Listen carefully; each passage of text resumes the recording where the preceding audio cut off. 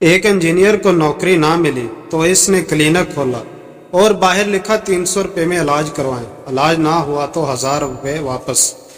ایک آدمی نے سوچا کہ 1000 روپے کمانے کا اچھا موقع ہے۔ وہ کلینک آیا اور کہا مجھے کسی بھی چیز کا ذائقہ محسوس نہیں ہوتا۔